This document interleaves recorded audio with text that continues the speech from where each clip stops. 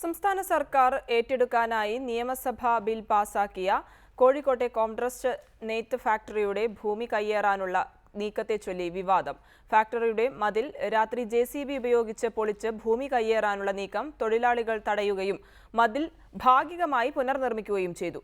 അതേസമയം പുതിയ സർക്കാരിന്റെ ഒത്താശയോടെയാണ് കയ്യേറാനുള്ള നീക്കമെന്ന ആരോപണവുമായി കോൺഗ്രസ് രംഗത്തെത്തി. UDF സർക്കാരിന്റെ കാലത്ത് ഏറ്റെടുക്കാൻ നിയമസഭ ബിൽ പാസാക്കിയതാണ് കോഴിക്കോട്ടെ കോംട്രസ്റ്റ് നെയ്ത്ത് ഫാക്ടറി. ബിൽ രാഷ്ട്രപതിയുടെ പരിഗണനയിലുമാണ്.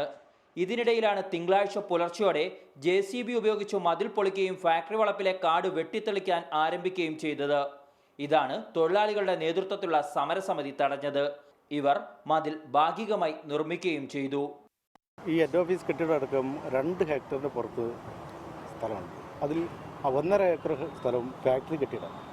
ആ ഫാക്ടറി കെട്ടിടത്തിനോട് ചേർന്നുകൊണ്ടാണ് ഇന്നലെ മതിൽ പൊളിച്ചത്.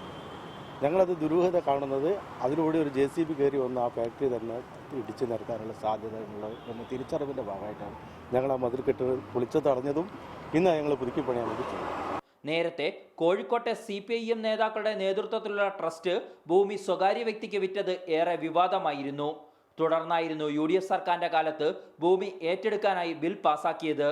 പുതിയ സംഭവത്തെ രാഷ്ട്രീയായുധമാക്കി കോൺഗ്രസ് ജില്ലാ നേതൃത്വം രംഗത്തെത്തി.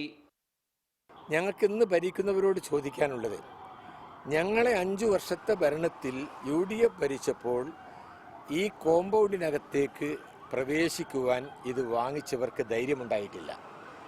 മതിലിലെ പൂപ്പ് പോലും ചുരണ്ടുവാൻ അന്നവർക്ക് ധൈര്യമുണ്ടായില്ല.